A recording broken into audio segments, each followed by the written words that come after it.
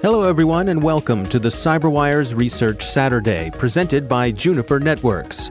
I'm Dave Bittner, and this is our weekly conversation with researchers and analysts, tracking down threats and vulnerabilities and solving some of the hard problems of protecting ourselves in a rapidly evolving cyberspace. Thanks for joining us. And now a word about our sponsor, Juniper Networks. Organizations are constantly evolving and increasingly turning to multi-cloud to transform IT. Juniper's connected security gives organizations the ability to safeguard users, applications, and infrastructure by extending security to all points of connection across the network. Helping defend you against advanced threats, Juniper's connected security is also open, so you can build on the security solutions and infrastructure you already have. Secure your entire business from your endpoints to your edge and every cloud in between with Juniper's connected security. Connect with Juniper on Twitter or Facebook. And we thank Juniper for making it possible to bring you Research Saturday. And thanks also to our sponsor, Neville, whose revolutionary zero-reveal solution closes the last gap in data security, protecting data in use. It's the industry's first and only scalable commercial solution, enabling data to remain encrypted throughout the entire processing lifecycle. Imagine being able to analyze, search, and perform calculations on sensitive data, all without ever decrypting anything, all without the risks of theft or inadvertent exposure. What was once only theoretical is now possible with Neville. Learn more at neville.com. Elfin are actually a group that we've been tracking for a number of years. That's Alan Neville. He's a principal threat intelligence analyst at Symantec. The research we're discussing today is titled Elfin. Relentless espionage group targets multiple organizations in Saudi Arabia and US. They kind of first popped up onto our radar around 2015. They've reportedly been active even longer than this, maybe even back to 2013. It was interesting when we first came across them, just based on some of the targets which we had seen them go after in the past. We've seen them mainly kind of hitting the energy sector in the Middle East, which was kind of something of great interest for us. We didn't see a lot of groups at that time kind of being active in the area, but it has since exploded, particularly after like attacks related to Shamoon and kind of other similar groups that are active in that region. Now, they also go by the name APT 33. And as you were saying, the Middle East seems to be where their focus, a lot of their attention. Your research starts with a chart here, and Saudi Arabia is their number one target. Yeah, so the majority of the organizations we've seen Elfin actually go after have all kind of been situated in Saudi Arabia, which kind of made up like 42% of all the organizations we've seen them go after. We've also seen a number of organizations in the last couple of years, so like around 2016 and again 2017, where they've started targeting organizations in the US. When we start digging deeper into some of those organizations, we could see they had a lot of affiliations or kind of ties to other organizations that also operate in the Middle East, so like subsidiaries or kind of co-owned organizations. So that was kind of interesting as well. So it kind of suggests that not only are they heavily focused on Saudi Arabia, but even some of the organizations that they go after in other countries also have ties to Saudi Arabia as well. And in terms of the verticals they're going after, what are you seeing there? So the main ones that Elfin generally have targeted have been mainly related to petrochemical organizations. Again, mainly all in the energy sector. We also see like technology organizations that provide IT services to organizations who operate within the energy sector in the Middle East. Similar with engineering and defense and even some financial organizations, among others. Well, let's dig in to what exactly they're up to here. What was the initial vulnerability that you all were tracking? More recently, the group have started using, well, they've always really used these spear phishing emails to send off to targets to be able to gain initial access into some of these organizations. And while that technique isn't very sophisticated, it worked very well for them. They've since kind of upped the ante a little bit, where they're not just relying on social engineering tactics. They're now kind of using vulnerabilities and exploits to be able to gain access to these organizations. So more recently, we've seen them leveraging WinRAR vulnerability, which was CV 2018-2250. Essentially, this allows you to construct an archive, and you can modify it after it's been created to then change the path where the file would be extracted to. And essentially, if you extract it to a location such as your startup folder, it essentially gives you kind of arbitrary code execution. So they can extract a payload, put it into your start directory, and then when you restart your system, then it essentially executes that piece of malware that they've embedded within the archive. And they've been using this more recently, only over the last couple of months, to be able to gain access to some of these organizations. And using what would look like benign file names, you point out one of them was jobdetails.rar, the kind of thing that an HR person might open routinely.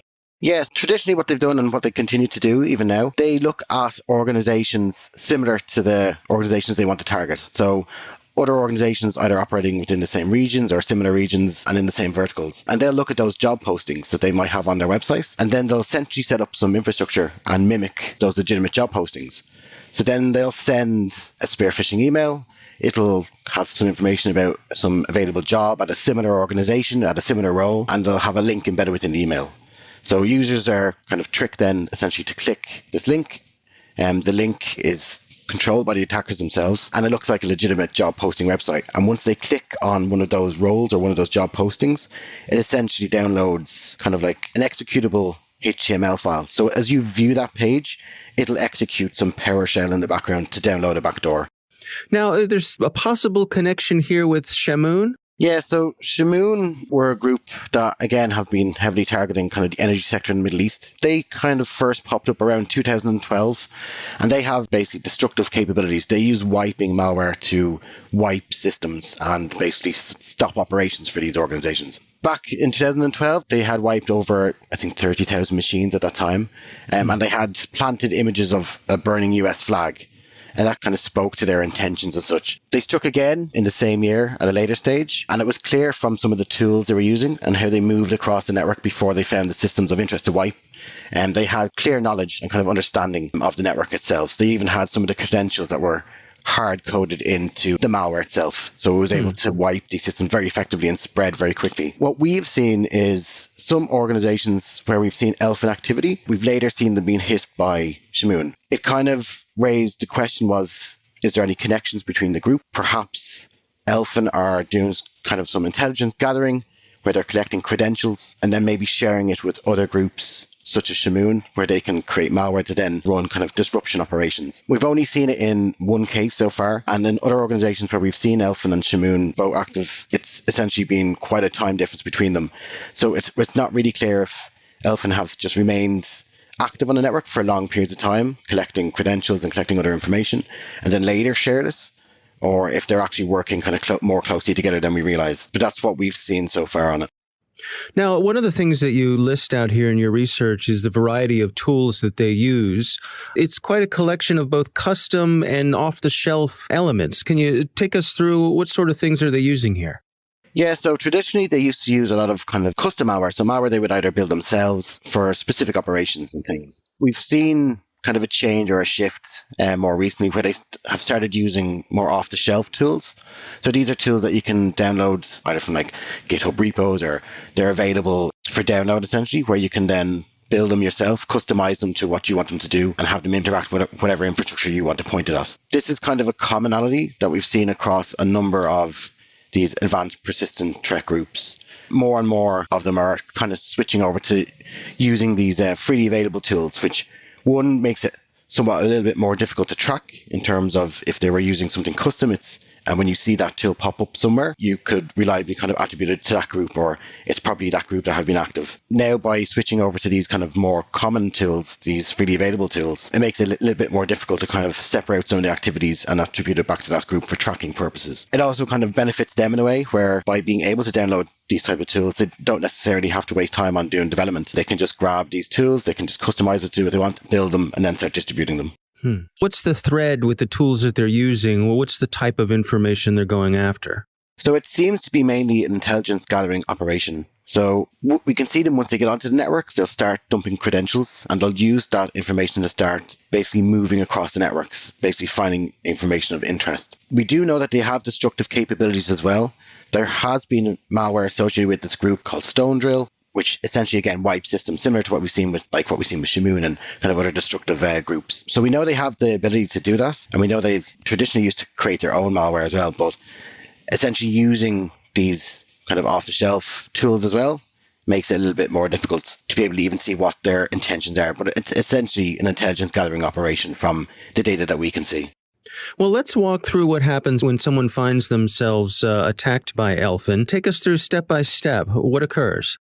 Yeah, so essentially kind of similar to what we were describing before, where the attackers would create an email. They'll set up some infrastructure. The infrastructure is generally named after either the targets or the job posting portal they're trying to mimic. They'll create these emails and send them off to some of their targets. So essentially, they'll probably or likely look for individuals that have specific roles that they may have an interest in the type of information that they would have access to, and they'll send these emails to them with these job kind of vacancies. Once they gain access, so essentially once the user has been tricked into clicking the link and looking at the job post, it'll run some PowerShell in the background, and that basically will create a scheduled task which will run every several hours on that machine, and it'll reach out to the attacker's infrastructure to download backdoor tools. And this will essentially give them kind of access into the network, and then they can start downloading additional tools such as minicats to be able to dump some of the credentials. They'll also push down some additional malware, either to give them kind of more capabilities moving across the network, and then they'll start downloading tools either to collect information and then exfiltrate it off to their own infrastructure. How would you rate these activities in terms of their stealthiness? Are they fairly easy to detect, or are they staying under the radar? Again, because they're moving to all these kind of tools that are freely available, again, it makes it a little bit more difficult to attribute some of the activity. But it's not impossible. It's still easy enough to be able to track some of the activities based on network infrastructure that they're putting in place. As I kind of mentioned before, they're naming a lot of this infrastructure after some of the job portals or the targets they're going after, which makes it easy to kind of see the organizations that they have an interest in. And like that, when you kind of pool it together, you can kind of see a commonality there where a lot of it's all based in energy sector. It's all based mainly in Saudi and again in the US more recently. Do you have any sense where they're coming from? Who's behind this?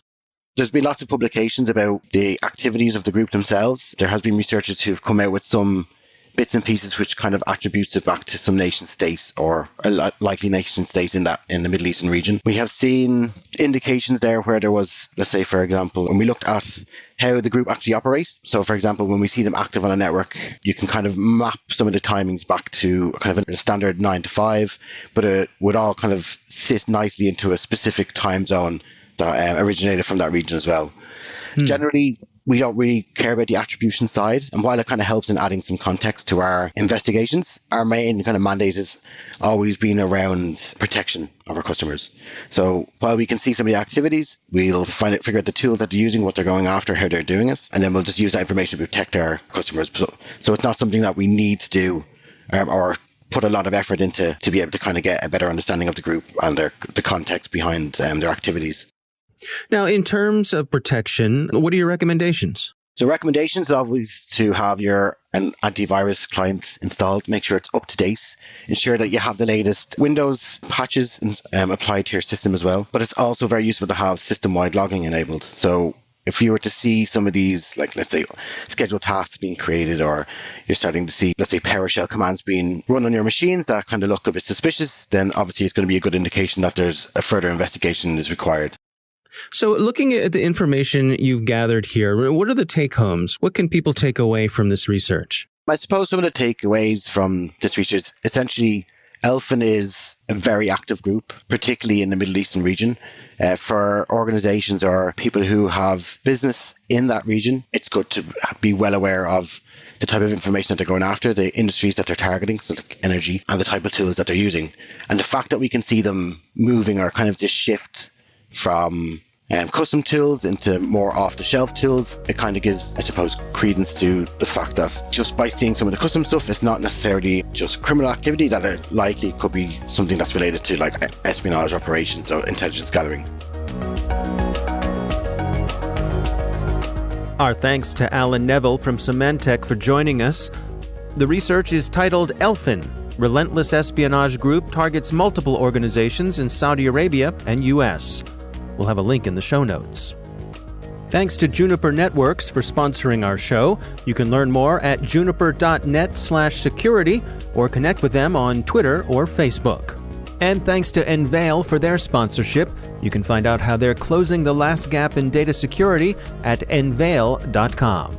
The CyberWire Research Saturday is proudly produced in Maryland out of the startup studios of Data Tribe, where they're co-building the next generation of cybersecurity teams and technology. The coordinating producer is Jennifer Iben. Our CyberWire editor is John Petrick. Technical editor Chris Russell. Our staff writer is Tim Nodar. Executive editor Peter Kilpie. And I'm Dave Bittner. Thanks for listening.